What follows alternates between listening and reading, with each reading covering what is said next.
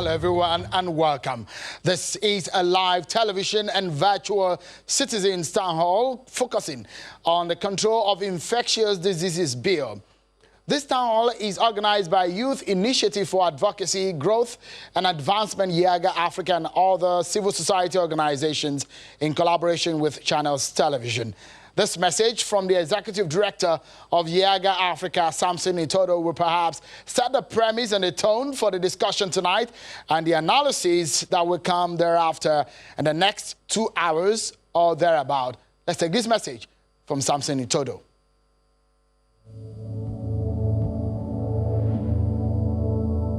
Good evening, viewers. My name is Samson Itodo, the Executive Director of Yiaga Africa. In response to the COVID-19 pandemic, the National Assembly is considering two important pieces of legislation. And this bill sponsored in the National Assembly is geared towards providing a new legal framework for managing public health emergencies in the country. In the Senate, Senator Chukwuka Utazi sponsored the National Health Emergency Bill, while in the House of Representatives, the Honorable Speaker, Representatives Femi Bajabiamila, and Representative Tanko Yusuf Sununu, and Honorable Pascal Obi sponsored the Control of Infectious Diseases Bill. These bills make provisions regulating to quarantine and the prevention and spread of infectious or dangerous infectious diseases in Nigeria. We at Yiaga Africa and our partners reckon that democracy is about participation. When laws are made in the legislature, lawmakers must consult with the people. Citizens' views must be reflected in bills passed by our national and our state houses of assemblies. After all, legislators and elected officials are employees of the people. Therefore, they must listen to the people whenever the people speak. This is why we are hosting this town hall this evening, to give citizens, especially you, the opportunity to make your voice heard on the bills under consideration in the National Assembly. Tonight's town hall will address three critical questions. One, how important are these bills to Nigerians, and do they provide a robust legal framework for managing national health emergencies? Secondly, do the bills safeguard human rights and public health? And lastly, is the process and the timing right? We need to hear your voice on these bills because it affects you and your family. I therefore invite you to participate actively by sending SMS to 0903 800 7744, 0903 800 7744, or you can send an email to programs@yiaga.org, or simply join the conversation through our Facebook page Yiaga or on Twitter. Present at this town hall this evening are critical stakeholders drawn from all walks of life. We are also pleased to have the Governor of Ekiti State, Dr. Kayode Fayemi, who doubles as the chairman of the Nigerian Governors Forum, who's joined us this evening for a very important, or this very important conversation. Please reach out to your friends and invite them to watch, and not only watch, but participate in this town hall. This town hall is streaming live on Facebook and on YouTube. I'd like to thank the coalition of civil society organizations that work tirelessly to put this town hall together.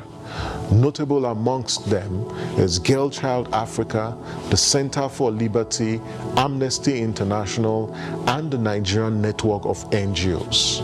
Many thanks also to Channels Television for the partnership and support in hosting this town hall. On behalf of all of us, I say welcome to the Citizens Town Hall on the Control of Infectious Diseases Bill. Thank you. Thank you so much, Samson, for that message. So let's get into it. The two chambers of the National Assembly have kick-started the process of enacting a new legislation that will provide legal backing to the management of infectious diseases and pandemics in the country. But there are facts and fictions around the bills sparking outrage in some quarters. There are two bills, one in the House of Representatives in the lower chamber, and another in the Senate in the upper chamber, the red chambers of the National Assembly. And here are some of the major contentious areas of the National Health Emergency Bill at the Senate. Let me move straight to my screen here, where I basically just put you through some of those areas that we highlighted in the many pages of the draft legislation that is being put forward. One major area of contention here is what they have described as the overbearing powers of the Director General of the NCDC. One area that a lot of people have raised issues in the National Health Emergency Bill. This is a version of the Senate. Another area is the power of arrest without warrant. That's another angle that has been raised, Clause 3, where it says that any person who refuses or fails without reasonable excuse to comply with an order made under subsection 2 or with any direction given by an authorized person or police officer under subsection 9 shall be guilty of an offense and may, without prejudice to any proceedings which may be taken against him, be arrested without warrant. That's an area that a lot of people have picked up. Another one is the issue of property right, the power of the states to be able to take over the property as it deems in the case of an emergency of that situation. That's another area. The area, again, that a lot of people have drawn contention is a right to fair hearing and resumption of guilt. This is another area. Let me flip quickly. Another area is a right to privacy. We'll be delving into some of these areas as we move on into the program. Freedom of movement. That's another one. Another issue is a right to peaceful assembly and association. That's a major issue that will get us talking tonight. Jurisdiction is another one. Clause 68, let me quote that for you. It says, every offense under this bill may be tried by a magistrate court, and that court may, notwithstanding anything in the Criminal Procedure Code, award the full punishment with which the offense is punishable. That's a lot of contention for a lot of people who think that this should be tinkered with. Another one is a power of the minister to amend the schedules. So, the last area for the Senate is the age of a minor as defined by this bill, which says minor means a person who is below the age of 21 years. Is that really? We'll find out when we dissect, because we have lawyers, we have the drafters of this bill who are going to be talking to us. Let's now flip the page. I've just shown you the National Health Emergency Bill, the proposed legislation from the upper chamber. What about the ones in the House of Representatives? If I get more people talking. And one area is a right to personal liberty. There are very similar areas from these bills, which, of course, some of them will get to put together and analyze and break down for your understanding tonight, wherever you may be watching. Another is the right to peaceful assembly and association. Another area is a right to property, similar to what I showed you earlier in the Senate bill. The data privacy is another one. Compulsory vaccination, oh yeah, that's another one that we're going to chew tonight. And excessive and abuse of powers of the DG of NCDC. You can go on and on and on and on about the powers of the DG of the NCDC and how many times his name of the position or the title of the DG of NCDC was mentioned in that bill. And the powers of arrest without warrant, similar thing that you'll find in the Senate bill. Wakes and disposal of corpses. So these are some of the issues that have been raised tonight. So, I dare say, it's a good premise for us to get started, isn't it?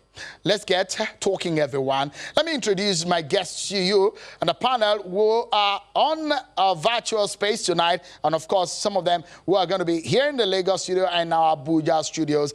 Let me bring the sponsor of the Senate bill, the National Health Emergency Bill, Senator Chukwuka Utazi from our Abuja studio, and also Honorable Tanko Yusuf Sununu. He's the co-sponsor of the bill in the House of Representatives. We have Dr. Henry Ewunan, who is the head of advocacy at the Nigerian Medical Association, and of course, Mr. Rotimi, the program manager, Health Reform Foundation of Nigeria from our Abuja studio. Buki Shonebara is also in our Abuja studio. She is the director of the Girl Child Africa. If you look right here, some of my guests are already here. Ms. Ayobe is here. Mr. Oluseyi is here. And of course, some of the guests that we'll be talking to, Osai Ojigo, I can see are there. Thank you so much. We'll be coming to you in a moment. Let's get started. And let me begin with Senator Utazi. Senator Utazi, thank you so much for joining us tonight. Let me begin with you. A lot of questions have been raised about the bill which you brought up.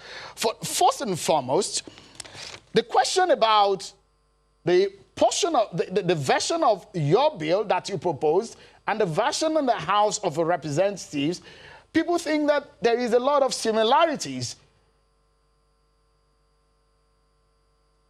Yeah.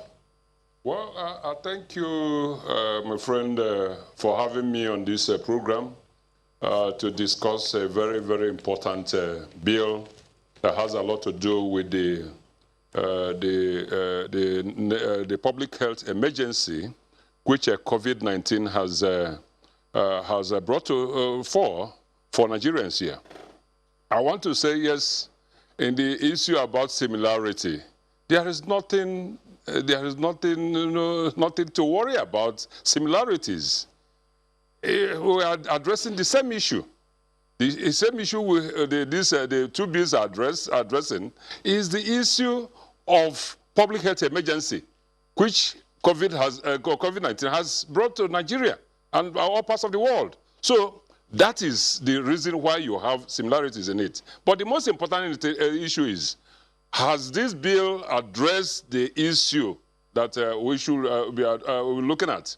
That's the most important thing, and it has done so.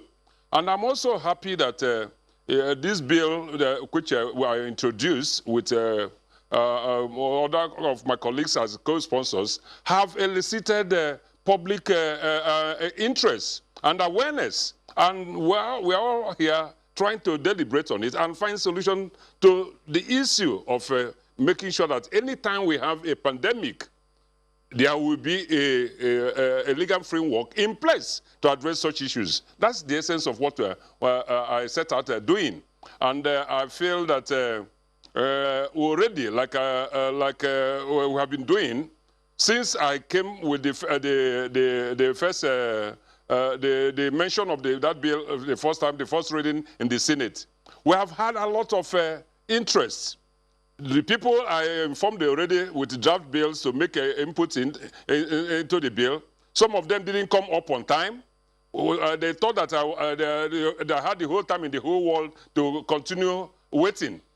But when they heard about that, that the bill was done the first reading, those people started coming. And then I have been getting a lot of inputs from that. And then we have had a lot of sessions with the NMA. We have the Nigerian Medical Association in a forum where the EU ROLAC invited us for a discussion on this bill. And the civil society were also in that setup where we had that meeting. We had people from all walks of life, interested parties, in the stakeholders in the health industry. All of them were there. And we have discussed this extensively. To the extent that even the bill I have in the first, that done the first reading, is no longer wearing the same look because of the inputs, And I want the public to understand one thing. Making a proposition of a bill in the National Assembly does not mean that a law has already been made. It is a proposition. Once you put the proposition, interested parties will come in. And we will tinker with it. We will tinker with this bill. Everybody will be coming with his input. What we are having this evening here is almost like having a public hearing, you know, before the public hearing. You know, that's the opportunity. Yeah. So what I have just done is to provoke discussion. All right. So, like Senator, which is... I welcome every opinion, informed opinion at that will come into this bill, so that we'll look at it. At the end of the day, what the bill we're having in the National Assembly is a bill that will solve the problem of health emergency in the country. All right. Senator Otazi, just a moment. So I'm very happy that many people are, even as I'm discussing now, we have finished with what we did in the national, we are finished with what we did in that meeting we had with the EU ROLAC. Even after that one, another from the NCDC, Ministry of Health, have also come with their input. We are still going to meet on Thursday. Senator, I'm sure you're wondering. The civil space is very much educated these days, and Nigerians are beginning to ask the right questions from the people who are leading them. And don't be surprised that Nigerians are very much conscious now than perhaps before. I wanted us to lay a very good premise for the conversation. That's why I allowed you the first opportunity to give the background. Let's get other people who are with you there in the studio to get them talking. And we are doing a sort of a general principle conversation, conversation on the general principle. Let me bring in Dr. Henry Ewunonu. Dr. Ewunonu, for you as a professional, because it then comes to the table of the medical practitioners, those who will hold the bill as a tool in their hands when we are in a situation like this. For you, if you make comparison from what you have seen elsewhere, what are your thoughts? Thank you, Sean. Good evening, Nigerians. Remember that the last time I was here, I said there are few guiding thoughts which the Nigerian Medical Association has been exercising since these bills were presented on the two floors, at the two floors of the National Assembly. One, why this bill? Is it necessary? Two, why the urgency to pass it? Three, why the public outcry? Four, what can be done to assuage the anxieties of the people? We need a strong law. Nigeria needs a strong law to handle health emergencies that will in one way or another curtail liberties of citizens. When the president declared this emergency and there was lockdown, serious legal minds in this country started asking on which premise, which law, especially when one entertainer was arrested and they were saying, under which law will this person be tried? So the existing laws there were lots of lacunae. They were not strong enough. And being who we are, as we express it today, that there could be national guidelines, the president can say this is the way to go, follow NCDC. Some state governors are following themselves, giving counter orders. Therefore, we thank the leadership of the two houses. Senator Tazi here, a very humble man that has said, come together, bring those your ideas. This is, I don't know it all, but we acted because we needed to act. The speaker himself, Rep. Femi Gbadabiamila, we call him an associate doctor. It's like he's a speaker for the health sector. Almost everything he's doing, most of the things he has done so far, interventions are in the health sector. So we thank them for coming at this point in time, more especially by listening to the voice of people. In one of our releases, the Nigerian Medical Association said, we are not embarrassed by the public outcry. Why are we a democracy, after all? So we need this law. Importantly, okay, so that's what I wanted to get off you, Dr. Ewunonu. You agree that there is a need for that law, although there's some people who disagree anyways. All right. So I will allow another because there is some interesting perspective. Some I'll be playing back for you to hear. But let me get Buki Shonibare, Mrs. Shonibare, to get into the conversation. Ms. Shonibare, if you can give us your thoughts on this bill, on the general principle of the bill. What are your thoughts? So, thank you very much. You asked a question, Sheon, when you were laying the background to this conversation as to whether this bill is actually needed or whether it is necessary at this time.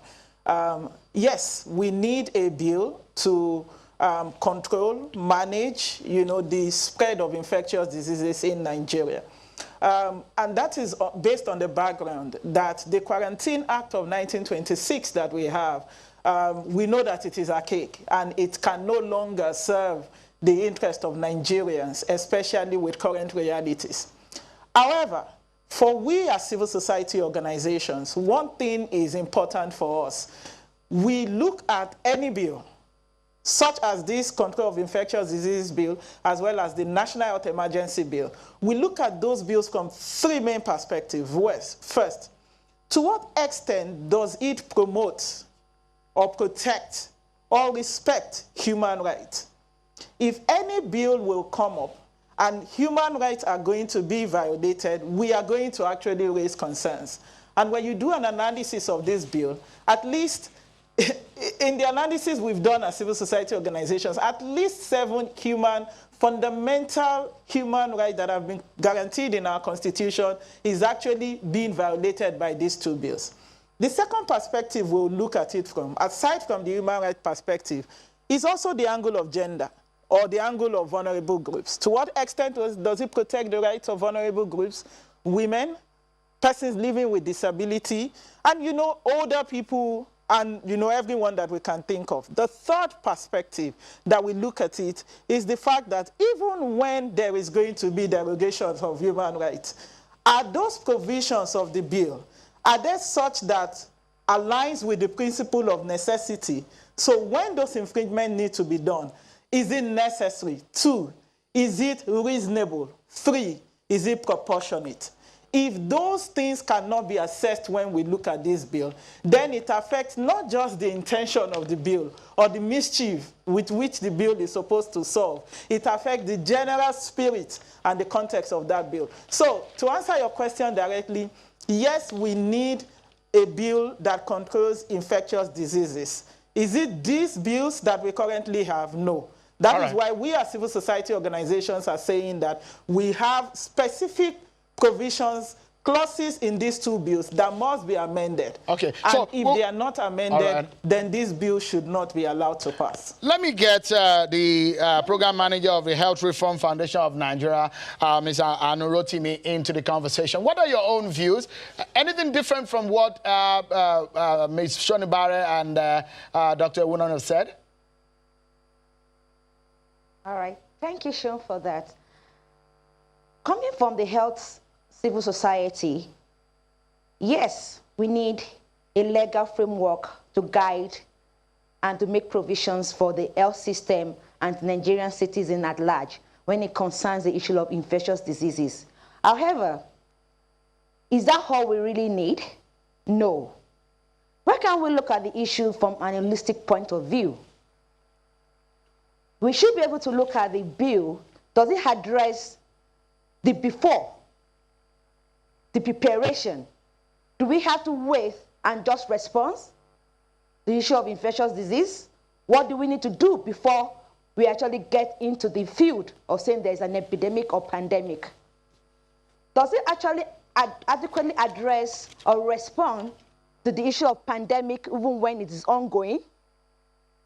Does it build a health system that is resilient and looks into the future, not just about now? Looking at the landscape of health system in Nigeria, we have so many legal frameworks that we are actually not implementing.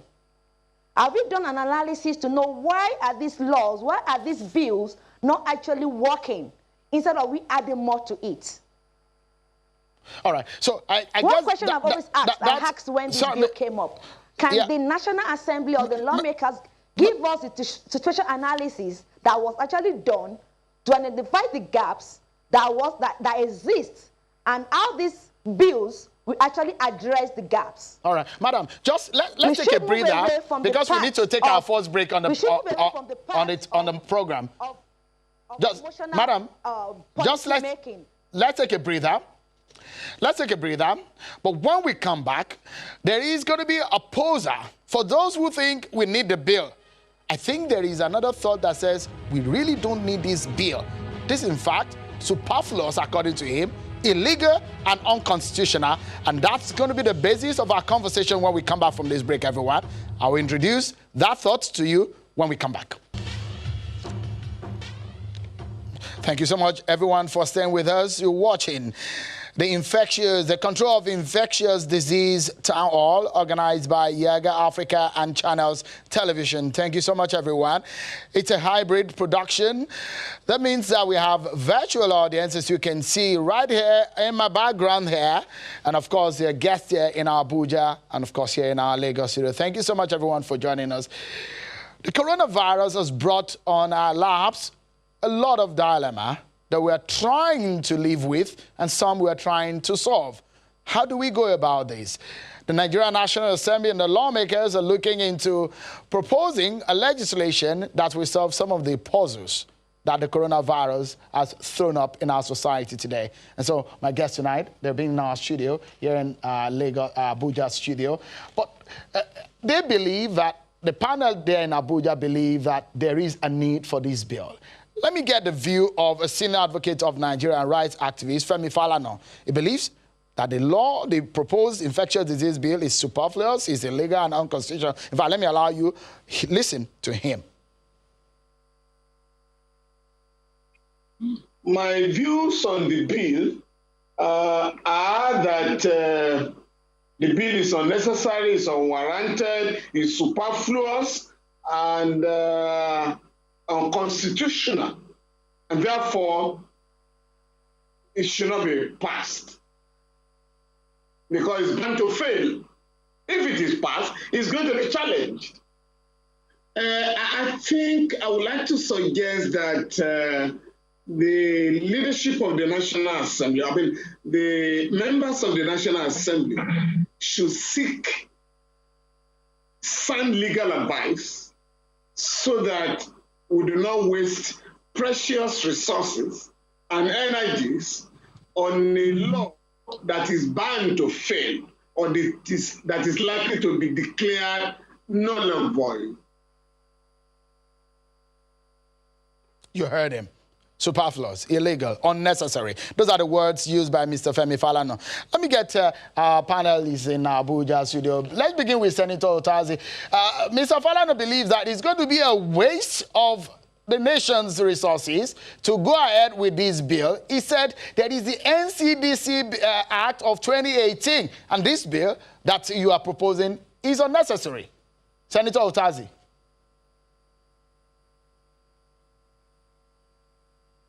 Well, I want to say that there is no going back with this bill. We are already set on a voyage, and all we want is informed input into this bill. There is no better time for any law to come into force. Any time within the pendency of 4 years tenure of the National Assembly is the time to make any law. So, Senator Otazi, apologies if I may butt in, you're saying you are going ahead, but you heard what he said, that there is an existing law that this is unnecessary. Are you going ahead because you think it's necessary, or you're going ahead because you've started anyways? Well, I want to say that, Shehu, it is very, very necessary and timely for this bill to come into place, because there are gaps that are existing that we need to fill. You know, we need to have a legal framework to guide our activities. We cannot continue depending on executive orders one after the other. It's totally wrong. This is a democracy. We are here. We are not in a military regime where the executive, we make laws for the people. We have a National Assembly that is in place and sitting. And that's what we want to do. we want to take up our duties and do that job. Today, I want to tell you one thing from this, the gap that exists in law that we want to solve. Number one here is that the people who are the patients that are put in isolation centers, who takes care of their bills? Yesterday, I went on oversight, on scheduled oversight at the Gwagwalada Isolation Center. I was told by doctors on duty there that one indigent patient was in that place. And the doctors literally are paying, buying, taking care of the needs of this patient there. Should that be? That is part of what this bill, this law that we're trying to make, that we have to, if you have this issue, we have an issue of this nature. The government at the federal level, at the state level, at the local government, they should take care of the bill of such persons, which we don't have in place to make sure that things were done. And I also want to say that in pursuing this matter, we don't have to just continue waiting. We have consulted. What we want is to get everybody on board. This is the time, and that's even this program we're having here is part of the effort to bring awareness to the importance of this bill. Right. So everybody who wants to make an input into this bill come over and help and bring your opinion. We'll look at it at the end of the day, and then we'll do it. All right. So, Senator, just a moment. The stakeholders that are expected to get involved in this are already involved. Okay. And we are discussing. All right. There is no way, we have not said that at this point in time that we are the bill as read in the National Assembly is sacrosanct. That is not it. It's still open. All right. And between the period of first of all doing the first reading to the third reading and the passage in the National Assembly is open for the society, for the inserted stakeholders to make input. Senator, let's quickly get the views of other people on the panel. Let me get Dr. Ewunonu quickly, and I'll go around in the room before we move into the next phase of the conversation. Dr. Ewunonu, for Mr. Falana, for example, because we're still discussing the general principles, he said this bill is unnecessary. There is an NCDC bill of Act of 2018. Your view, Mr. Dr. Ewunonu?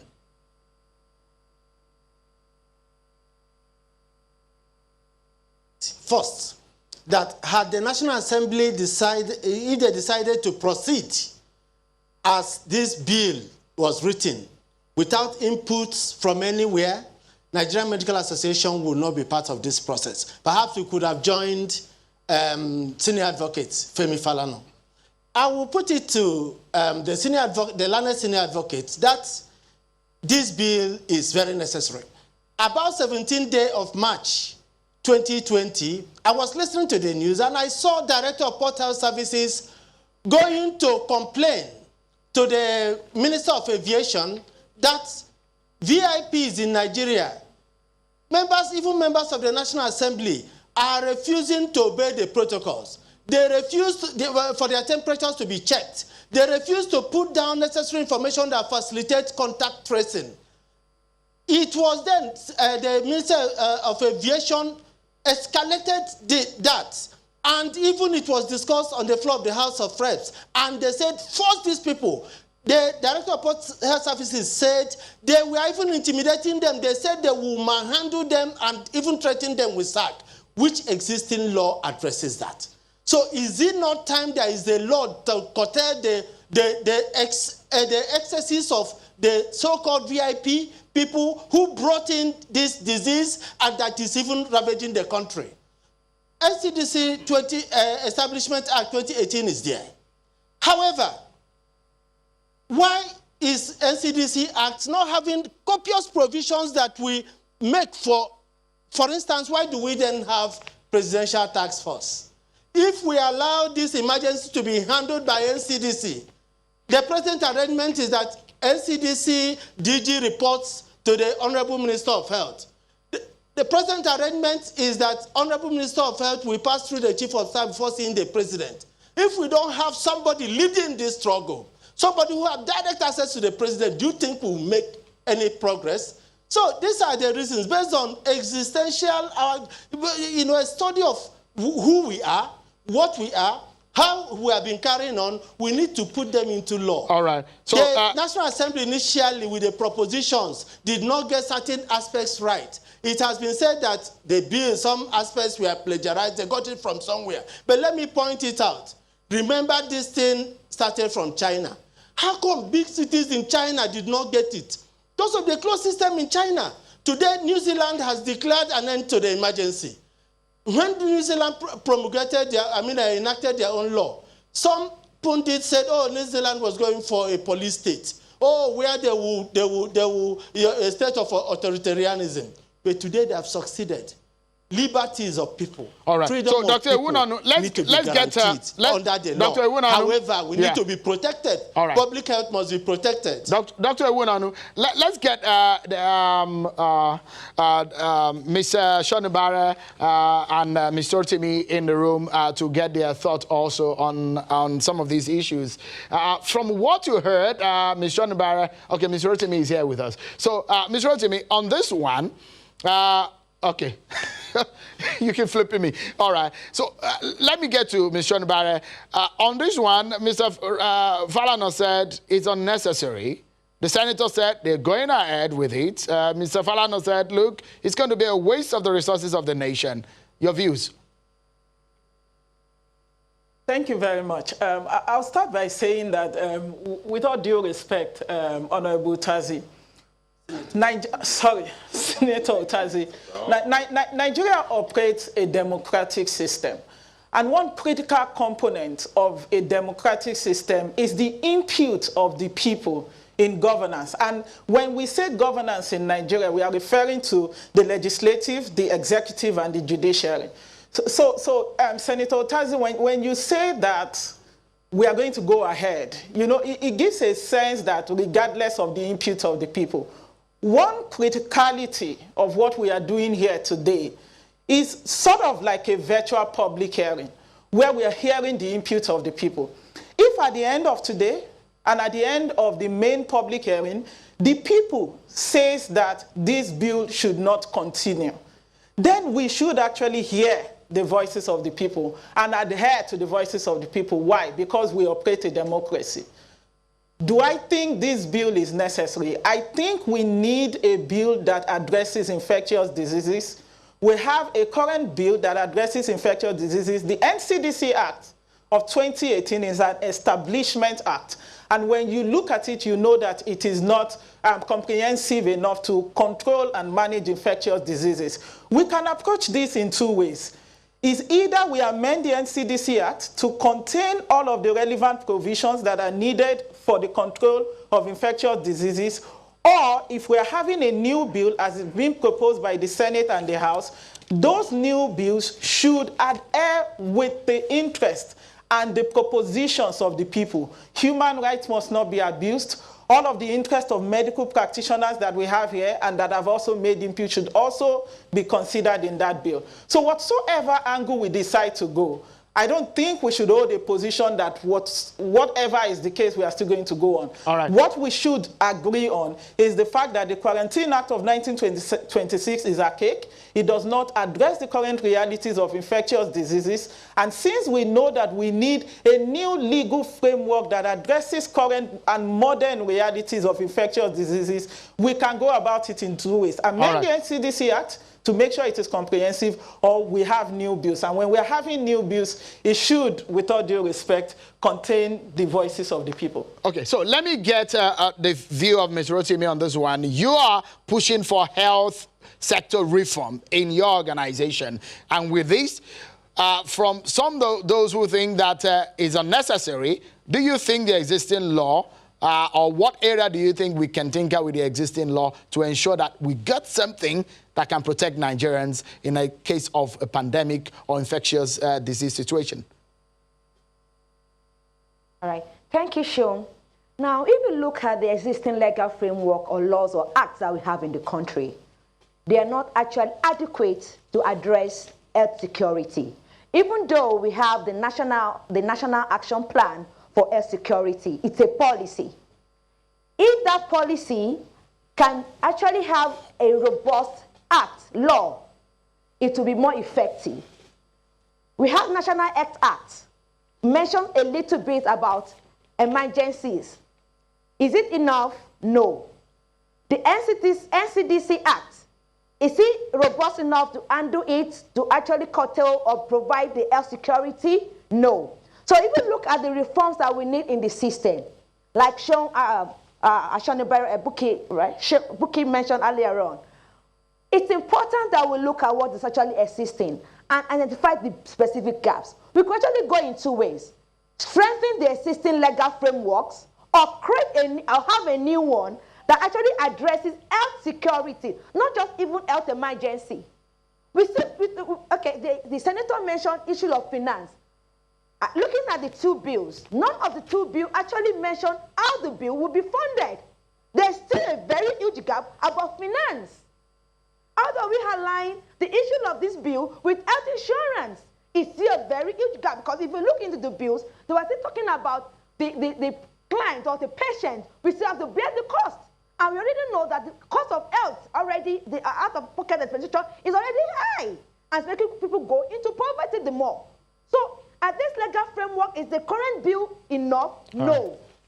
The existing ones that we have, are they actually strong enough? No. So it's either we actually have a comprehensive one health security law or act, or we strengthen the National Act, because the National Act is also meant to go for amendment, because we've seen some need for it to be strengthened. Or we look into the NCDC Act, strengthen it, and look into other provisions. All right. We have the NADAC law there already. We have so many ones. So we don't need to go in one way, but we need to be very, very evidence-based in our approach. All right. Ms. Rotimi, thanks so much for your submissions. Ms. Rotimi is of the Health Reform Foundation of Nigeria. I must sincerely thank you for your thought there. Ms. Buki Shanubara is the Executive Director, Girl Child Africa. Thank you. And Dr. Henry Ewunano is the Head of Advocacy at the Nigerian Medical Association. I will not thank Senator Chukwu Kautazi just yet, because I will not release him yet on the program, because there are a lot of questions that are coming for you. A lot of questions that are coming right here. So I will plead that you just wait. And we got into another aspect of the conversation. And let me bring in our virtual audience on the program tonight, our virtual participants on the program. I have joining me now Ms. Ayobe. She's a legal practitioner, and also I have Osai Ojigo. She's the country director of Amnesty International, and Mr. Oluseyi Oyebisi, the national coordinator of NNNGO. Thank you so much, ladies and gentlemen. Thank you so much for coming. Interestingly, we thought that we would be able to have the co-sponsor of the proposed Infectious Disease Act in the bill in the House of Representatives, Honorable Yusuf Sununu, because that's the premise in which I wanted us to start, looking at making comparison with the Nigerian, the draft of our own bill by the members of the House of Representatives, and what we got in Singapore. A lot of people have said there's been a lot of duplication, or they were lifted from that, especially in section 47, subsection 1. Almost word for word, you will find, let me read it to you. And in the Singapore version, almost word for word, it says, in an outbreak of or a suspected outbreak of any infectious disease in an area, the only one that was left out is the name of the country. So let's get into the conversation. Let's begin with Ms. Ayobe. Ms. Ayobe, it's good to see you tonight. On the legal framework of the bill, as you have studied it, what comes out to you first and foremost on the legality?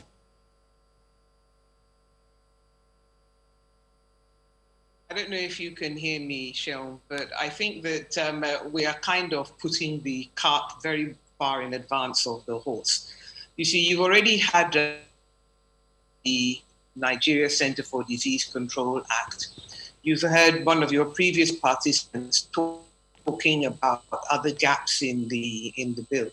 So, and then the sponsor of the bill, the senator, says, and then the sponsor of the bill, I don't know if you can hear me. Please go ahead. We can hear you. then the sponsor of the bill says that there's an emergency and we have to get legislation through quickly. So when you need to get something done quickly, you don't rush out of the stable with your cart in front and pushing your horse behind.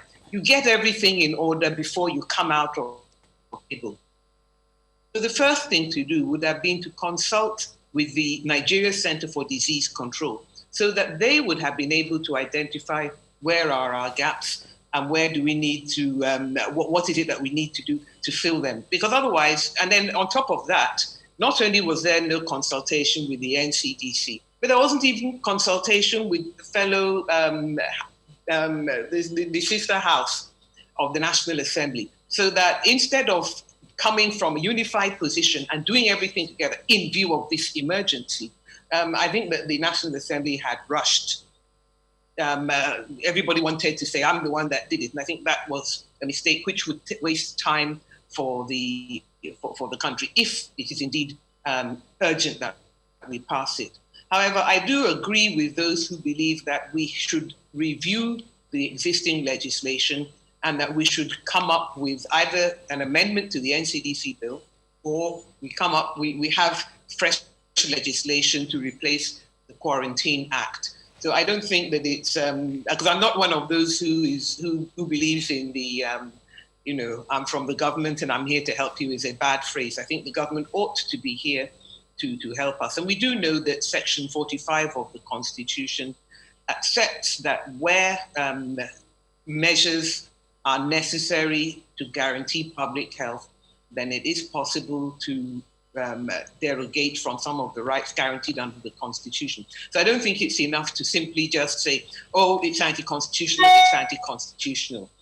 It does not necessarily abide by the provisions of Chapter 4 of the Constitution. But that's what Chapter 4 envisages, that there are certain circumstances where it would not be possible to abide by those provisions. So I think that we need to, that there should be a little bit of stepping back. I agree, certainly for example, when people talk about freedom of movement, yes, of course, if you have an infectious disease, then I want to be able to, you should not be able to move around infecting everybody. And I think that to say that it would be contrary to fundamental rights as guaranteed by the Constitution, merely on that ground, doesn't really answer the question, because we don't all want to be infected with Ms. Obey, apologies if I may butt in, Ms. Obey. In law, when you have a duplication of a law, what does this mean? What is the implication? Because there is a major issue Mr. Fallon has raised, that there is going to be a duplication. It's going to be a waste of effort that is unconstitutional, is illegal. What is the implication in law for this? Well, I've dealt with the issue of unconstitutionality. As to the issue of duplication, the standard provision of the law is that the latter legislation is what takes precedence. So if any provisions in the bills proposed by the National Assembly now are duplicated or are duplications of the NCDC bill, then it is the latter law that will take precedence. And as for I don't think we should just have a knee-jerk reaction that because it was in Singapore, it automatically becomes illegal. We need to look at our own circumstances and to decide what is appropriate for us. But I think that if we are duplicating, what we end up doing is that we end up wasting time. And that's why I think that the prior steps that should have been taken were to have done this consultation. It's not good enough to come back and say, we are now doing public consultation, and then on the top of it say, we are going on when there's no going back. I don't think it does not compute. All right. So let me bring in the Director General of the Amnesty International, and I'd like you, Mr. Yiaga, to pick on the issues of where the contention over the overbearing powers of the Director General because some are of the view that if people don't think that the DG of NCDC deserves this power, who then does? Thank you very much, Sheung, and for raising that very critical issue. It's one of the reasons why Amnesty International actually opposes the passage of this bill. It actually presents a very dangerous precedent. If you look at the way in which we've been trying to manage how public office holders actually perform their actions and how they are guided by principles of rule of law, fairness, equality, it should raise a lot of concern. And we are seeing that under the pretext of COVID or emergency laws, as this one has emerged, that overreaching power seems to be the order of the day, and we need to resist it, because once the law is passed, then it's going to be a lot harder to manage it. And going further, if we look at the antecedents within Nigerian society in terms of when we've had situations of people who were placed in positions of power, we need to make sure we can check those powers and that those powers are open to review. The current wording of the provisions in the bill means that this DG is almost unquestionable, and that is a dangerous precedent to have.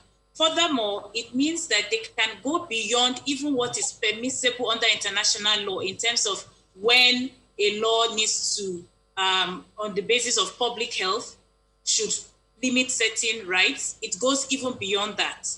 If you look at the case of arresting and forcibly quarantining people, you'll find that when such an order is made, you cannot even bring it to court for review. You cannot challenge the powers of the DG, which means that even your right to a remedy, which is provided under the Constitution and is your right under international human rights law, ceases to exist. No human being and no institution should have so much powers that it means that the majority of people under which its implementation would affect. All right. So quickly, Mr. Yiaga, so apologies if I'm aborting. You have raised issues about the wording, and you're also talking about the passing. Clarify for us, from the point of view of Amnesty International, are you saying that this bill should die, or you're saying that it should be rewarded? We believe the bill, as is currently constituted, should not stand. We require a complete overhaul because the basis on which it started on is already wrong. So anything we're adding on is just like a plaster. Meanwhile, we need to uproot it completely and address it from the root causes. And any bill that should be developed in response to dealing with the current pandemic should also take into cognizance an holistic overhauling of the health sector as it is. I'm glad the Senator mentioned the issue of funding and financing. That needs to be clearly enunciated in any bill that is coming out, because for so long, Nigerians have not had access to adequate healthcare, which Nigeria, as a country with the kind of resources we have, should be able to provide the right to health to every Nigerian citizen. All right, so let me get Mr. Oluseyi into the conversation now. There is a portion of the property right, but again, for some people who believe that this is not a bill, that if you say that this bill was copied from Singapore, that means it does exist in other climes. How should not be different? So why the outcry? So thank you very much, Sheung. Can you please hear me so I can confirm that you can hear me? Go ahead, please. I can hear you. All right, excellent. So we're not saying we do not want a legal framework. I think the conversation so far has established that. What the conversation is tilting towards now is that there are some sections of this proposed bill that negates fundamental freedoms and rights. So we want to kill a rat, but instead of killing that rat, we have looked for a big a bulldozer to do that. So the laws are, as we have it now, they are not proportional to the problems that we want to solve. For instance, we're looking at a section that says that the Director General can have access to documents and actually make copies of those documents. And that, the actions of the Director General supersedes any other action or any other law that exists on rights to privacy. So what would you suggest? What would you suggest as an alternative for that portion? If a producer can put on that portion of the overbearing powers of the Director General, one of the contentious area. But Mr. Oluseyi, for you, one of the areas is that, except as otherwise provided by this bill, the Director General of Nigeria Center of Disease Control shall, subject to any general or special directions of the minister, be responsible for the administration of bill. It does give the DG an overall power. So if you're saying that there is an overbearing nature or portioning of the powers to the DG, who then should have the power, if not the DG of the agency?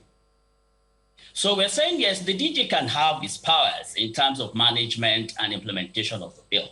But we want a bill that speaks to our issues and our realities. For instance, there are a lot of lessons we need to learn as we are within COVID now, and there are a lot of emerging trends that we're also seeing. So we're saying that if the DG would implement, let's not give the DG too much of powers. And if the DG would have powers, let there be an oversight over such powers, such that citizens are able to appeal. One part, a section of the bill says that citizens would have to appeal to the minister, and the minister has the final right. No, that should not work in a democracy. We're saying that after that, citizens should be able to appeal to a competent court that has the right jurisdiction for that. So our thinking is that, one, for us as Nigerian Network of NGOs, we need a bill that understands all the lessons that we've learned from this pandemic, and that is able to capture issues around social protection, that is also able to capture issues around how do we protect the vulnerable. All right. Plus also addressing many of the challenges that we are seeing now. All right. So we'll take a break, but when we come back, there seems to be one area that a lot of Nigerians will remember vividly. You remember that there are cases of those who tested positive and ran away from isolation center. That's one. During the lockdown, how difficult was it also to get some people to stay at home? In India, you saw pictures and videos of police forcing people to stay at home. Well, we discussed, plus some of the ones you saw in Spain and Italy. So if you're raising issues on some of these, how can we achieve a better legislation in Nigeria? That's the reason why we're having this town hall anyways. We'll be right back, everyone. Join us again. Thank you so much, everyone, for staying with us on the Control of Infectious Disease Bill, Citizens Town Hall, for you ahead of well, would I call it another town hall or public hearing? That will happen on Wednesday. But this is the citizen version of that. So we get talking, everyone. Don't forget, you can be part of the conversation. Hashtag Infectious Diseases Bill. Some of your questions are coming right in. And at some point in the program where we get questions to be answered, that's why we have Senator Utazi still with us on the program. And let's get back to our conversation and the participants that are getting their views on. Mr. Jigo of the Amnesty International, Ms. Obey also there for us, a lawyer, and Mr. Oluseyi is the director of NNGO. And in our Abuja studio, of course, Senator Utazi is still with us, and Professor Unakwe Abugu is a professor of medical law at the University of Abuja. Thank you for coming. Esther Uzoma is the executive director of Proactive Gender Initiative, and Dr. Abanida Emmanuel, a retired director at the National Primary Health Care Development Agency. Thank you so much for coming on. I think we should begin with Professor Abugu. For you, Professor Abugu, vaccination, that's one area that caught a lot of people's attention, that people could be forced to be vaccinated. Is it right? Is it procedural for people to be forced to have a vaccine? Thank you, Sheung, for having me here. And thank you, my colleagues, other discussants. Well, the issue of vaccination has a very, very long history. But what we know from the development of medical science and human rights, international human rights, there can never be, or there is no law that provides for compulsory medical treatment. The law is that every person, every individual has an autonomous right and a right to self-determination to determine what happens to his body or his spirit. For you to touch somebody, you need to have his consent. For you to treat somebody, you need to have his consent. And everybody has a right to decline the suggestion of any medical treatment, no matter how foolish he is, no matter how beneficial that medical treatment may be to him, and no matter how innocuous, and no matter how important or foolish his decision may be. Therefore, the issue of vaccination is an extension of the right to reject or to accept medical treatment by any citizen of adult age and capacity. And so there is no law anywhere in the world. I just checked recently that by 25th March this year, UK promulgated the Coronavirus Act, and still they did not make vaccination compulsory. I've checked the law in France, I've checked the law in the United States. There is no such law, because the law on the autonomy of the human person and the right to self-determination is an international human rights law, and it is covered both by the Declaration of World Medical Association. It is also covered even by National Health Act. It is covered by common law of medical rights of patients. So the issue of vaccination to be compulsory, no. What obtains is that if the government wants a healthy population or majority of the population to accede to vaccination, they go through appeal to voluntary yielding to vaccination by carrying out widespread campaign, by making vaccine to be free of charge. So, Professor Abugu, the benefit of. So Professor Abugu, so apologies. I wanted to show our viewers again that portion of the compulsory vaccination is in the Infectious Diseases Bill of the House of Representatives. That portion is the clause 47. Let me read it out so that I can get a view of the other discussants. It says, in an outbreak or a suspected outbreak of any infectious diseases in any area in Nigeria, the Director General may by order direct any person or class of person not protected or vaccinated against the disease or undergo vaccination or other prophylaxis within such period as may be specified in the order. Another clause, clause 49, says, where there is a valid medical reason, the Director General or any officer of the center who is designated by the Director General for the purpose may grant a postponement of or exemption from any vaccination required under this part as it thinks fit. Dr. Abaninda, is this strange to you, this portion, the wording of this portion of the proposed bill? Thank you very much, Sheung. It's not strange to me because I think I've been involved in this conversation about vaccination for some time now, that ordinarily, by nature of what I do primarily when I was still in government, I would have loved that everybody is asked to be vaccinated.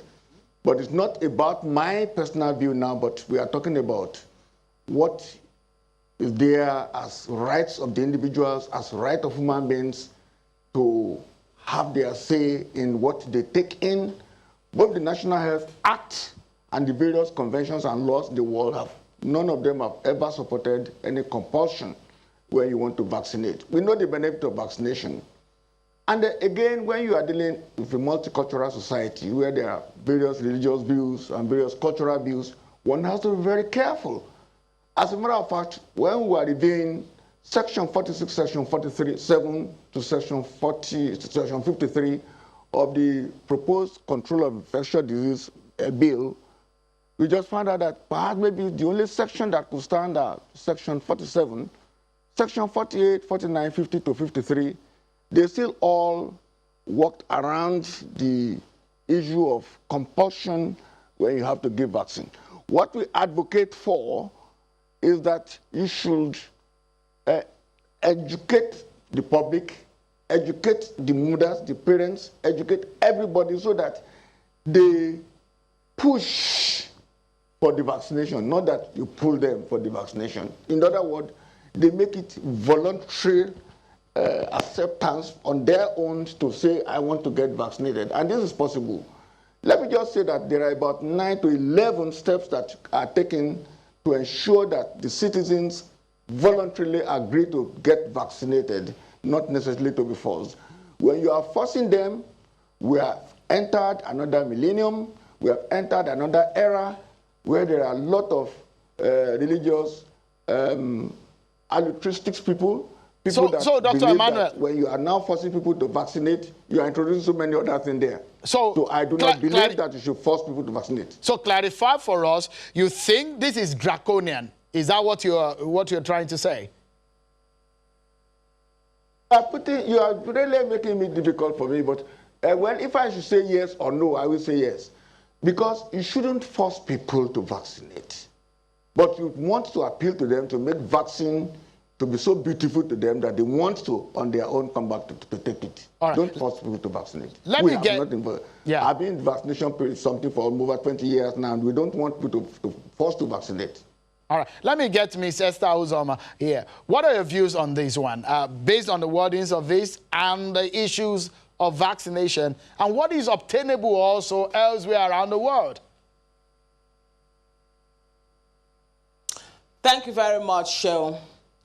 Well, before we can venture into the very treacherous waters of vaccination, what are we dealing with? Do we have indigenous thoughts on this disease? What exactly is COVID-19? Hello? Because vaccination suggests taking a piece of that very same disease and injecting the body with it. So, where are our scientists? What have they?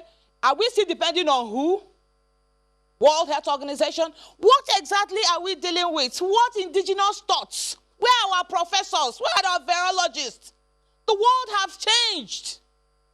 This planet has changed until we evolve indigenous thoughts as to what exactly we are dealing with. Let's not venture into vaccination. Let us even not venture to legislate. How do you legislate what you don't know? How? Does it make sense? How do we begin? Because everything we know about, we had, COVID, Wuhan, COVID, who? COVID, Italy, COVID, America. And then suddenly, COVID, Nigeria, shut down. We don't know what it is at this time and age. Is it that we don't know? What are we going to vaccinate, really? Let's understand. How do I explain to my child what COVID is? Is it that we don't know? That something came. Just a moment. People say, well, just a moment, madam. Is it that we don't know, or we're trying to resolve the puzzles around the COVID-19? First, like the DG said, let's know what we're dealing with. Look at that law. It made quite some provisions about burial, about food, about drinks. And we now agreed that dead bodies, people who died from the infection, they can also pass it to the earth, and the earth will now, get it to the food we eat. Hello? What are we saying? Are we saying that the food we buy from the market, so, I mean, it's not about, jumping towards forced vaccination. I won't even, pleasure that argument, because the courts have said, remember, when Mr. Ojo was brought to court, he said he's hypertensive, that he should be granted bail. Prosecution argued that, that the Nigerian prison is equipped to handle your health. There's no science to, hypertension. The man said, I take freshly squeezed abo from Oshobo in Osun State. Do you know that was the argument that granted him? The court said, no. You cannot compel him to take the medicine from the prison. He says he takes freshly squeezed abo from where? Oshobo. The court said, release him on bail. He has to be alive to face trial. So this is the decision, this is the jurisprudence the court brings to bear on the choice of medication. That one is granted. So for you, Ms. Uzoma, just for you, because I need to take some of the views of the viewers, some of them who have sent to us their videos. Give me an understanding in one sentence quickly. The effort of the National Assembly, because on Wednesday there will be a public hearing. Are you saying that the venture into this legislation is a futile one? am saying we cannot legislate what we don't know. If we must legislate from a position of strength. And like the DG said, we are still in the middle of a crisis. All right. So is it, for you, is it wrong timing? For you, it's a matter of timing. All right. Course. Okay. So let me get the views of, we asked you to send questions. We asked you to get your views to us. I'll take 2 of those recorded views. And Senator Otazi is still in our Abuja studio, and we'll get him to respond to some of these thoughts that have been shared earlier. Get Tafa and some other views that have sent them their videos to us. Yiaga Africa for the opportunity to contribute to the Control of Infectious Disease Bill 2020. My name is Dr. Tafa Abraham, and I'm an economist. I would like to contribute in the aspect of the role of information sharing and the management of infectious disease. The bill adequately recognizes the role of information sharing, but rather than put the power to have access to patient information on the institution, the bill is in the 8th clause, in clause 8, puts that power on the Director General. The bill is structured into 81 clauses and 3 schedules. Clause 8 of the bill, section 1, subsection A, provides that the Director General, permit me to paraphrase, the Director General, for the purpose of managing, curtailing treatment, anything relating to infectious disease, will have access, will require health professionals to provide to the Director General patient information as may be required. So my contribution is, rather than put that power on the Director General of the NCDC only, it should be put rather on the institution. In this age of data and information science, data sharing goes a long way in fixing any solution. But the power to share data must be based on institutions and not on the power of persons alone. Thank you very much. I'm Chukuma Okewa, the Executive Director of the Network. The sweet passage on the control of the infectious diseases bill and the perceived infringement on the fundamental human rights of Nigerian citizens has left some of us with panic and suspicion. Pending before the National Assembly is a vitiation and erosion of all those fundamental rights guaranteed by the Constitution of the Federal Republic of Nigeria.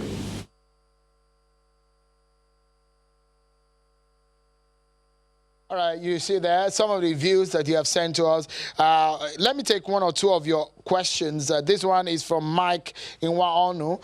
He's saying, if our lawmakers care about health of Nigerians, why are they insisting on going ahead with the renovation of National Assembly complex when the real emergency now is shortage, isolation, and treatment centers? Which of these issues matters more to Nigerians? The speed with which they are going about this bill is suspicious. No bill in Nigerian history of democracy has been pursued with the kind of speed. Something is fishy. Let's get Senator Otazi to respond to Mike Uwanu's question. They said the speed is fishy. There's something about the speed. Can you respond to that question? Well, Shegu, I want to say there is nothing to worry about the speed, like using his word, in managing and trying to get this bill through, process it, go for assent, and possibly have an act of National Assembly addressing this particular pandemic that is here with us. So there is nothing. We're not in a haste. The most important thing, like I said earlier, from my colleagues here, I want to say that by saying that we want this bill to continue, that is, we are continuing with it. I'm not doing that with any air of arrogance. Far from that. I'm only saying that there is a need that we want to address. And this need is here with us. We have to do something about it. That's what I'm saying.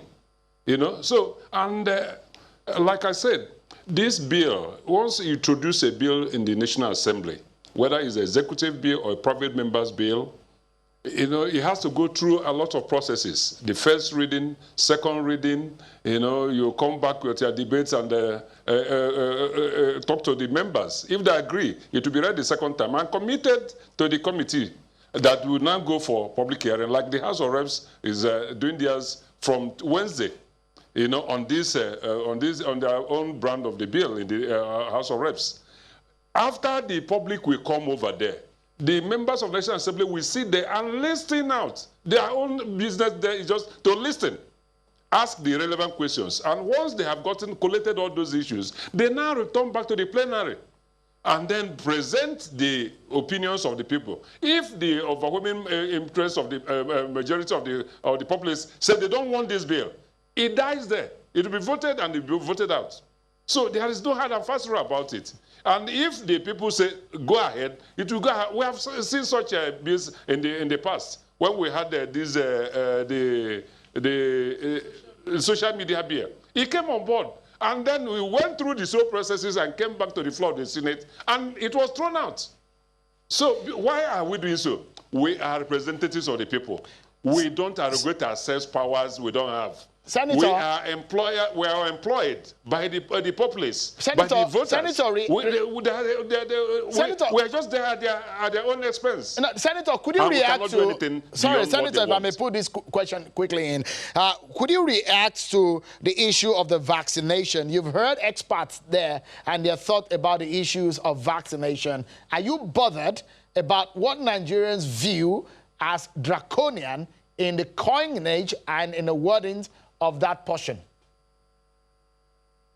Well, you see, for me, Shehu, this is a proposition. It is not. There's no hard and fast rule about it. There's no finality in that aspect of the clause in that bill. And I want to tell you, you know, where the sponsors of that bill in the House of Reps were concerned about people moving out, traveling out of the country. Already we know, you know, and we are going to handle that already, and that area will be deleted. You know, what it obtains is that if you want to travel out of the country, and from any part of the world where you are traveling to, and you have have an issue, health issue related in that area, like yellow fever, of course, the country you are going to will demand that you have to vaccinate yourself against yellow fever before you travel. So if you don't want to be vaccinated, you don't go there. You stay put. But if you want to travel, you have to. That's what the law should do. And that's what the bill I have is addressing, taking that side. You know, that's what I want to do. So we are not saying that anybody, Nigerians, more have to be forced to take vaccination. No. All right. That is not the part of the thing that National Assembly will be discussing here. So, one will say that when we say that you have to travel, your certain rights is going to be certain of your fundamental rights are going to be infringed upon. Why we are saying so? There are certain, if the lives of other people are concerned, your rights have to be derogated. The Constitution provided for such areas where the rights of individuals, in order to accommodate the rights of others, will be derogated.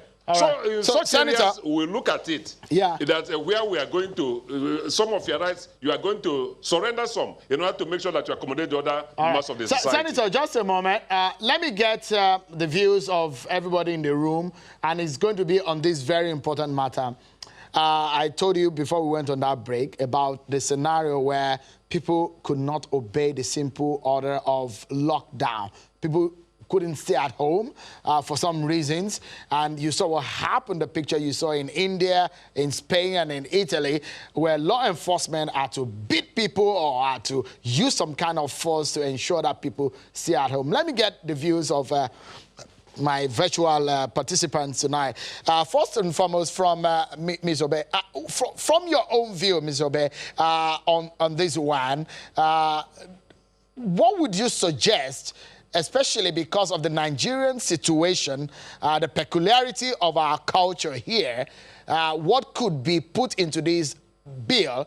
Because what we are doing right here on this platform, in this program, is to give suggestions on how best we can achieve what is best for Nigeria. So in your view, from my experience in the past months, what areas would you think in that area of enforcement of rules?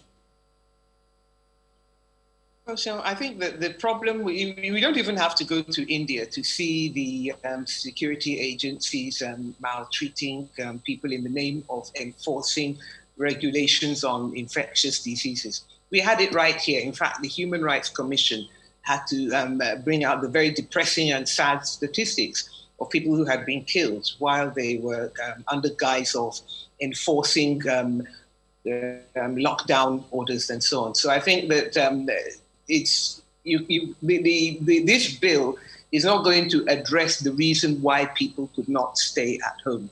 And the main reason people could not stay at home is because they have nothing to eat if they don't stay at home. So I think that when it comes to enforcement, I've said it before that there is a trust deficit with the Nigerian government. And if there's a trust deficit, you're not going to, it's one thing, we already heard about the legislators themselves who were refusing to provide the information that was required as a condition for them to enter the country. And that's legislators who are now wanting to pass this type of legislation. We also have many people in Nigeria who don't even believe that the disease is real. So if there's no trust, then the people that are bringing the message to you needs to be above board in the way that they are behaving. I would also say, however, that when it comes to the issue of inoculation, it's one thing for us. All right, we're losing the our video there. I don't know if okay, Mr. Oluseyi, I don't understand your view on in terms of enforcement of orders and the issue of inoculation of vaccination. In another country that you would have to say we're not to be vaccinated before you leave the. Sorry. All right, we lost you there, Mr. Obi, at some point because of the connection. But at some point, I think you came back. There was the network froze your video output. But if you can hear me now, so you can conclude on the thought, ma'am. Yeah, what I was saying was that the issue of inoculation or vaccination is for the country into which people want to come to enforce and to say if you are not vaccinated, you can't come in. Or if you're a citizen, you can come in, but you have to be quarantined. The idea of enforcing vaccination and all this, and quite frankly, the whole draconian idea of only the minister's decision is final. I mean, I'm actually disappointed that in a democracy, we have democratically elected legislators trying to oust the jurisdiction of the courts, or to say that the people who are already in the same place are to be the ones who have the final decision. That cannot fly. All right. So I think that they have to go back to the beginning. And as the Director General of the NCDC said, you start with the consultation. You don't come out with your draft and then expect people to tell you, dot this I, cross that T. They've gone about it in the wrong way. And quite frankly, it's not going to address the current situation that we are in now. Okay, so Mr. Ojigo of the Amnesty International, give your views on, for example, a lot of people will think that health emergency is not a normal situation. And in that situation, sometimes, if you look at what is obtainable, I don't know if you've seen the infectious disease bill in the United Kingdom. A lot of people in the United Kingdom have raised issues about what they think is draconian there too. But experts will say, look, in those kind of situations, things are not normal. You need extraordinary measures to be able to get things done. Yes, thank you, Shehu. And it has been said already by my colleagues earlier. When there's an emergency and when you need to address a situation, public health is one of the grounds when certain rights are actually restricted. But in restricting those rights, there are standards. It needs to be necessary, it needs to be legitimate, it needs to serve a specific purpose. And implementing those restrictions should not lead to further violations. we have various standards that have already been expressed to show that in implementing this restriction, it must be proportional. The current bill, as it stands, would not be proportional. You would find that there's so much criminalization for not complying with a lot of its provisions. That means that it does not put into context the socioeconomic realities of the people it seeks to serve. You mentioned the issue about what happened with trying to enforce the COVID restrictions. They had such issues because we already have a system of harsh police reactions in relation to enforcement in the beginning. So COVID just exacerbated it. And then we have a situation where the poorest of the poor, there are no social security provisions for them. So if you want people to comply with the law, you cannot blame them for failing to do so when you as the state has not provided healthcare, you've not provided social security, you've not provided food, you've not provided this certain environment they need in order for them to comply. It's the same way we asked what was going to happen to street children and to those who live off the streets when they said stay at home. Where are the shelters? So they are already on the streets. So beating them for being on the streets, when you already know that there was a problem of street children, defeats the purpose. So we really need to go back into looking at the holistic interpretation of our constitution, but most importantly, the respect and dignity of the human person. So, Ms. Ojigo, let me get this clearly. This could probably just a one word or a one sentence response. From the point of view of Amnesty International, there is going to be a public hearing on Wednesday. Do you think that should hold, or you think that this whole process should be jettisoned? No, I think the public hearing should hold because the legislators need to hear from the public, they need to hear from the representatives of the people, and they need to hear from civil society so that they can clearly see why this bill cannot stand. So, Mr. Oluseyi, let me get you in and quickly on your views on going forward, because what we are here for is to make things better and give our views on how we can things can be better. So in that sense, what must be done urgently and in what areas? I think there are a lot of things that must be done urgently, and I do appreciate the fact that we have an opportunity here to reshape a lot of things. One of those is the need for us to look at a couple of policy options that has to be in place. We need a social protection policy that can help us take care of the vulnerable. We do need also to find legislation around issues of identity management. We need to think around internet affordability and accessibility. Many of us were asked to go work from home, but we do not have the resources to buy the internet, and the internet wasn't, affordable for us. Plus, also, we need to start thinking about meaningful connectivity, where we have access to 4G and can be able to buy the mobile phones. Plus, also be able, as much as possible, to connect publicly at schools, at homes, and all of that. We need to start looking also at food security. So I would expect that the lessons we've learned from COVID would help our National Assembly and our representatives to begin to look at important policy options that can ensure that when there's another pandemic, I would listen to government and sit at home.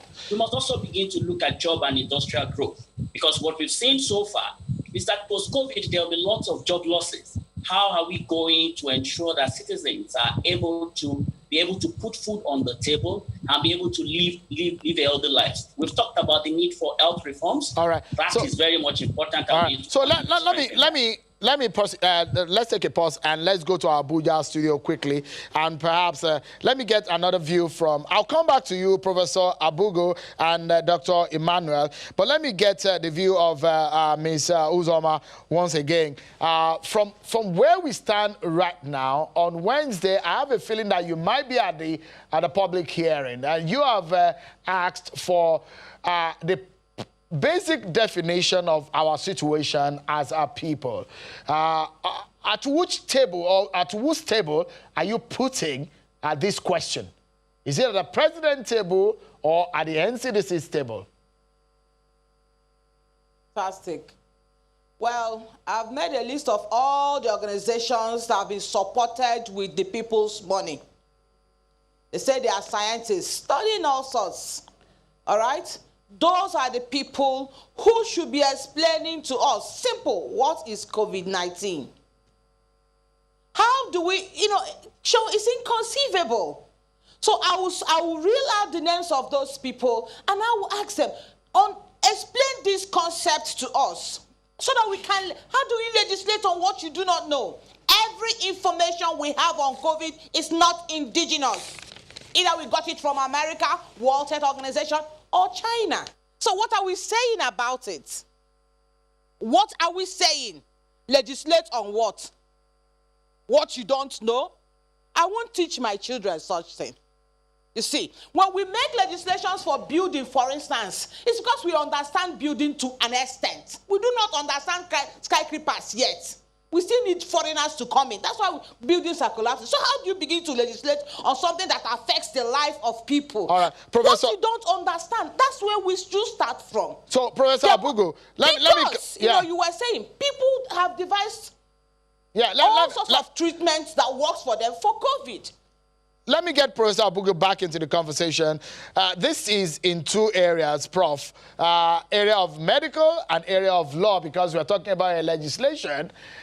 For you, Prof, going into that public hearing tomorrow, for those who think that this bill should die, what would you be saying to them if you're of that opinion? But if you're not, what would you be saying to those who are saying that we need this bill? Mr. Falana said we don't, actually. Well, thank you, Shehu, for because I really want to put the two sides in perspective. What we want to say, even though many people have said that there is a lacuna in the law relating to control of infectious disease, especially public health emergency. But I am of the opinion that if the Quarantine Act is properly implemented, there's no lacuna in that law.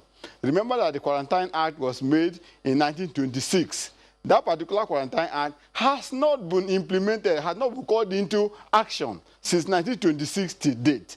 The legislators have not told us what is wrong with that act. Remember that Section 4 of the Quarantine Act gave the president the powers to make regulation to regulate any disease which he has declared to be dangerous infectious disease with so much powers.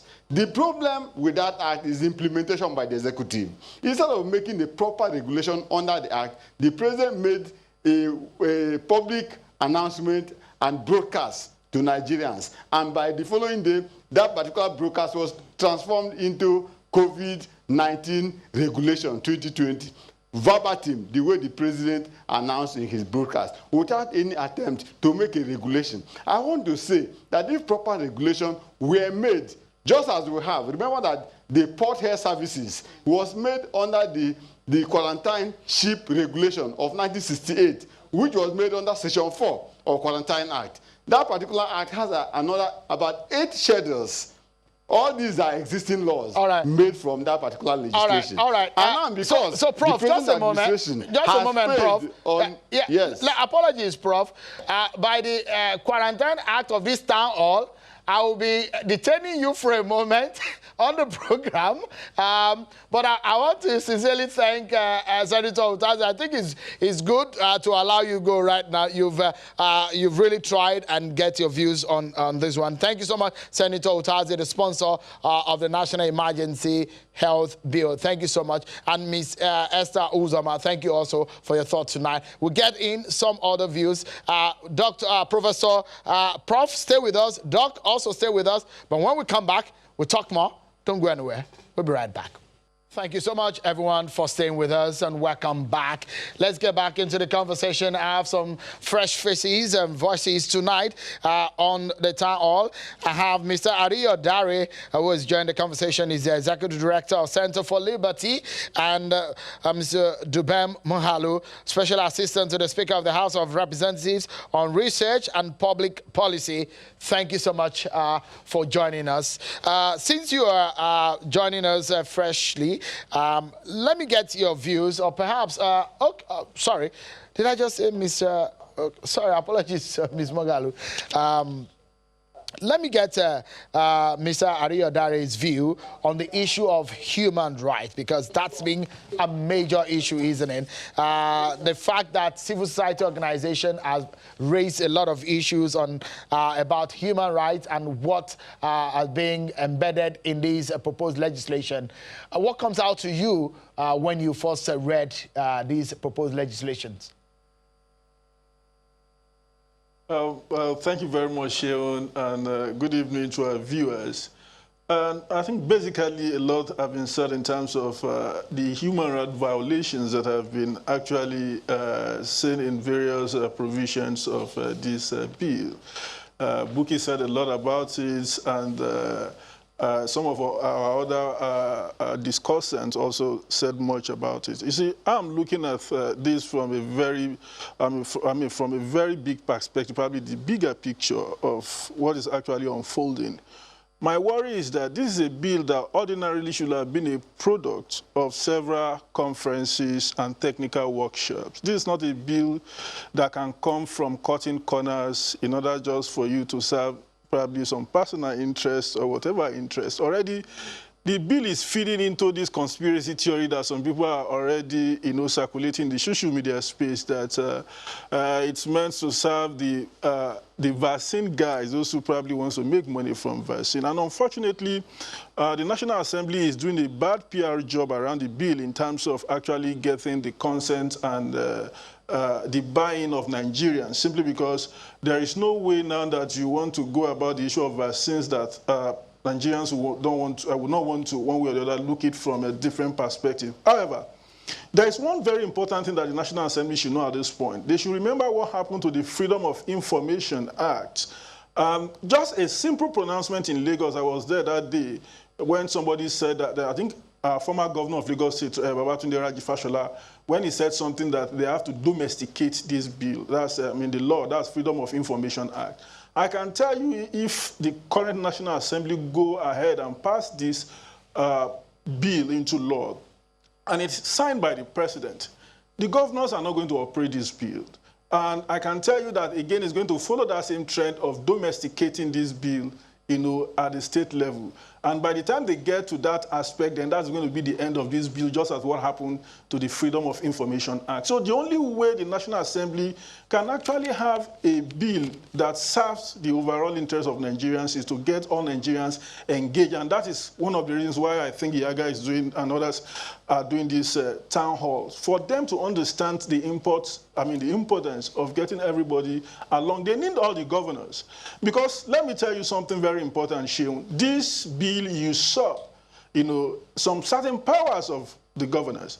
And like Doctor here rightly said, the professor of medical law rightly said here, if you see the combined power of the emergency power that the president have in the Constitution and the quarantine law, there is nothing that we want to do that we cannot do. Even without this, having this, having this bill that Senator Ostazi says that they are desperate to pass. Now, you are desperate to pass a bill in the middle of a pandemic. And just like the DG NCDC said, that look, why can't this period be a way of harvesting all the concerns and learning from the problems, challenges that we're going to see, so that post-COVID we're able to put in place a bill. Now, you are doing a bill that is not going to end COVID. Nigerians are not interested. This bill is not going to address COVID. And you see, I also understand the frustration of someone like Uloma. Look, about 2,000–3,000 people have overcome COVID.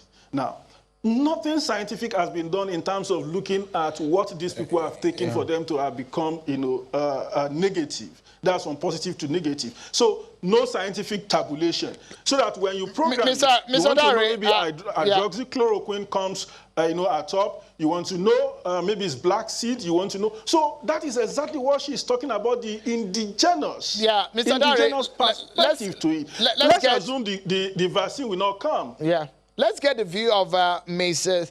Louis Alta Executive Director of SEDA Foundation, who's tonight is a voice for representing people who living with disability. Thank you so much. It's a pleasure having you tonight on the program, Ms. Auta. For you and your friends, what are your thoughts on this set of legislation, the proposed legislation? Does it represent your voice in any way? Yeah. When it comes to infectious diseases, persons with disabilities are much more prone and vulnerable. With over 20 million persons with disabilities in Nigeria, it's so sad that our issues were not included in the bill. Inaccessibility to healthcare facilities, no ramps at the hospitals, no sign language interpreters. Persons with hearing impaired find it very difficult to communicate with medical doctors.